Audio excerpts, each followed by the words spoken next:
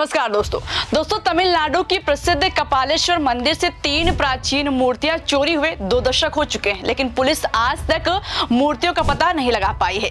इस मामले में पूरी तरह फेल है। हालांकि मंदिरों से मूर्तियां चोरी होने और अभी तक नहीं मिल पाने का कोई पहला मामला नहीं है, लेकिन ये मामला इसलिए बेहद अहम माना जा रहा है क्योंकि मूर्ति चोरी के आरोपियों में कोई और नहीं बल्कि टीवीएस मोटर के चेयरमैन और टाटा ट्रस्ट के ट्रस्टी वेणु श्रीनिवासन भी शामिल है।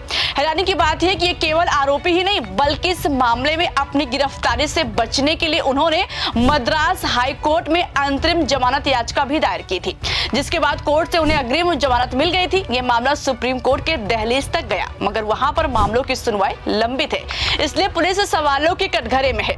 सवाल उठ रहा है कि कहीं पुलिस किसी दबाव में तो मामले की जांच में कोताही नहीं बरत रही है। दोस्तों, आपको बता दें कि तमिलनाडु वो राज्य है जो प्राचीन हिंदू मंदिरों और धार्मिक कारणों से भी अपनी एक अलग पहचान रखता है, लेकिन राज्य में मौजूदा इन मंदिरों में विराजमान भगवान और प्राचीन मूर्तियां चोरों और तस्करों का निशाना रही है। मूर्ति चोरी होने की घटनाएं लगातार सामने आती रहती है। इसका खुलासा मद्रास हाई कोर्ट में दायर एक याचिका में हुआ है, जिसमें दावा किया गया कि राज्य में बीते कई सालों में 376 प्राचीन मूर्तियां चोरी हुई हैं।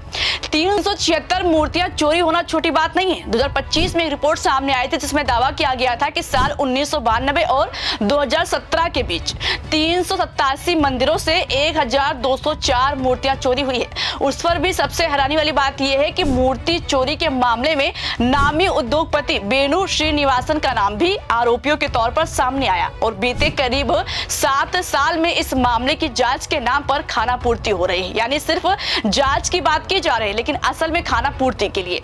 इसलिए सबसे बड़ा सवाल है कि क्या वेणु श्रीनिवासन जैसे उद्योगपति का नाम आरोपियों की लिस्ट में है, इसलिए टाल मटोल किया जा रहा है। कहीं वेणु श्रीनिवासन का नाम होने के कारण ही तो जांच को अबूझ पहेली की तरह उलझाने की कोशिश तो नहीं हो रही है। दोस्तों, आपको बता दें कि मूर्ति चोरी के मामले में साल 2018 में रंगराजन नरसिम्हन नाम के व्यक्ति ने कपालेश्वर मंदिर से चोरी हुई 3 प्राचीन मूर्तियों की घटना को आधार बनाकर मद्रास हाई कोर्ट में एक याचिका दायर की थी, जिसमें वेणु श्रीनिवासन को दक्षिण भारत के अहम मंदिरों में शामिल श्री रंगम रंगनाथ स्वामी मंदिर के न्यासी बोर्ड के अध्यक्ष पद से हटाने की मांग की गई थी।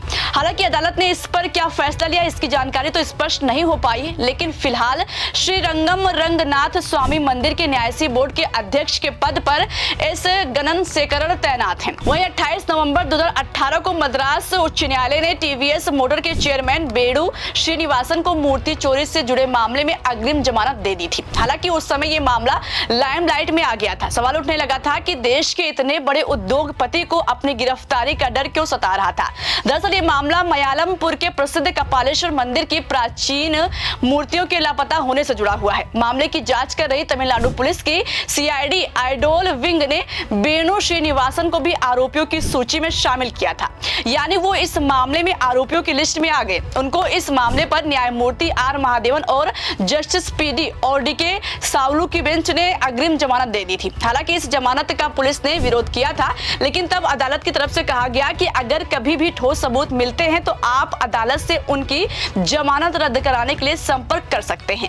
हम तुरंत जमानत रद्द कर देंगे, चाहे कल ही क्यों ना हो। आपको बता दें दोस्तों कि मूर्ति चोरी होने का मामला 2004 का है, लेकिन मामले में एफआईआर साल 2018 में दर्ज की गई थी। मद्रास हाई कोर्ट ने जुलाई 2022 में मायलापुर के अरुणमिघु कपालेश्वर मंदिर से कथित रूप से मयूर यानी मोर की मूर्ति चोरी के मामले की जांच idol wing criminal investigation department को 4 महीने के अंदर पूरी करने का निर्देश दिया था। कोर्ट ने कहा था कि अगर इस समय में फाइनल रिपोर्ट दायर नहीं की गई तो 2018 में दर्ज एफआईआर रद्द मानी जाएगी। साथ ही इस मामले की सुनवाई कर रहे न्यायमूर्ति जी.जे. चंद्रन की एकल पीठ ने भी कहा था कि अगर जांच में चूक के कारण एफआईआर रद्द होती है तो इसे किसी के लिए क्लीन चिट नहीं माना जाएगा।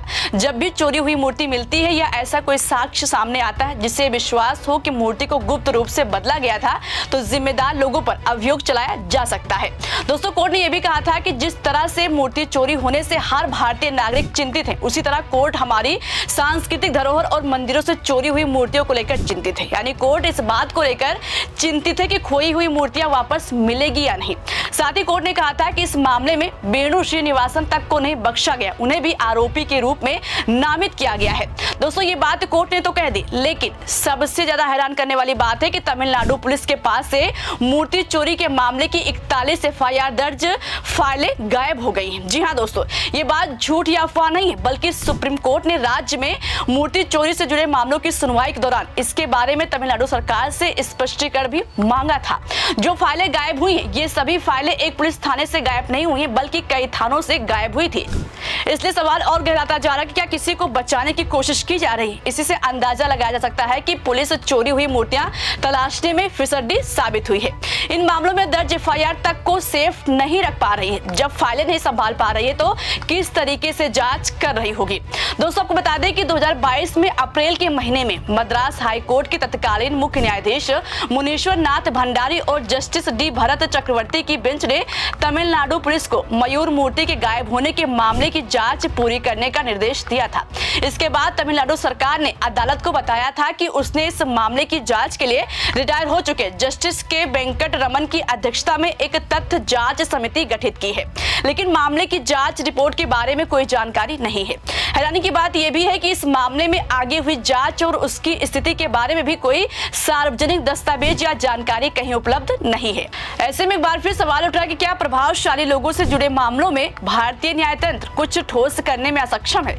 इस खबर से सवाल कई उठ रहा है, आखिर जांच में क्यों कोताही बरती जा रही है? वेणु श्रीनिवासन जैसे बिजनेसमैन को क्यों बचाया जा रहा है? आखिर थाने से कैसे फाइलें गायब हो गई हैं? क्या इसके पीछे किसी की साजिश है?